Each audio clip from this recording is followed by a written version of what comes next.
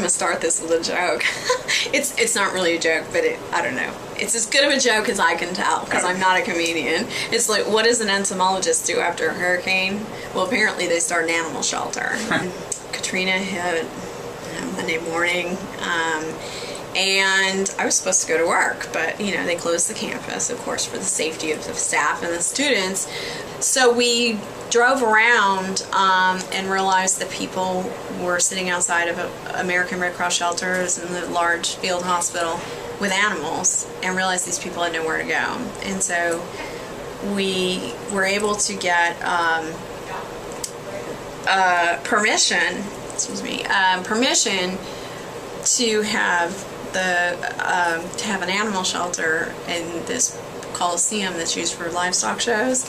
And initially, though, the answer was no, because the CDC was going to use it. And I was like, it's got a dirt floor. The CDC is not going to use this. That becomes important later in the story. We went over there. This is, like, when you think about the scope of this thing, we walked over there with a card table, slightly, filled box of trash bags, some cleaning solution, and one roll of paper towels. Okay. Okay, and the caveat from the chancellor of LSU Ag Center, who is the people who operate that, was no animal could be turned away. So I was like, no problem. Just send out a press release.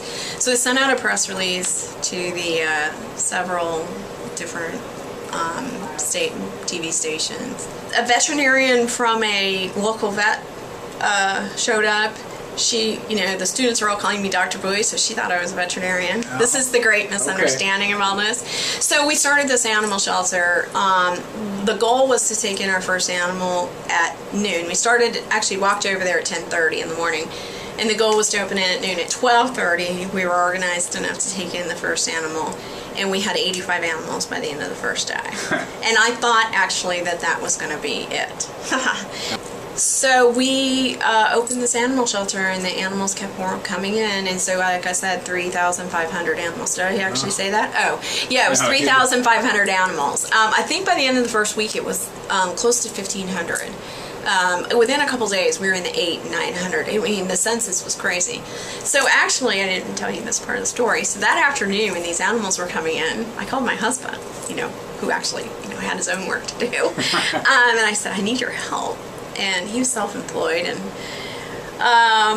so he said, okay, I'll come help you. And I said, well, I think we need to set up a database. So he set up this database, and nobody really knows this part of the story, but this database actually became the thing that helped us figure out who all these animals, their owners were. But it actually ended up going to petfinder.com and made it so people who were much later, even a month later, could find their pets, which is really an exciting part of the story. That's a great story. It gets better. So we had every day was really crazy. I had 1,500 volunteers at one point, not all at once, but different people coming through. All I remember is really okay, will you please do this? Thank you so much for coming. Please do this. Just directing people, looking around, walking around, seeing what needed to be done. Having loads of dog food and cat food and stuff show up by the massive generosity of people who were not as affected as other people. And then the people coming from out of state, and Kirstie Alley showing up with a big semi full of dog food and cat food and other supplies. And so in the newspaper, dropping off all these newspapers that we desperately needed.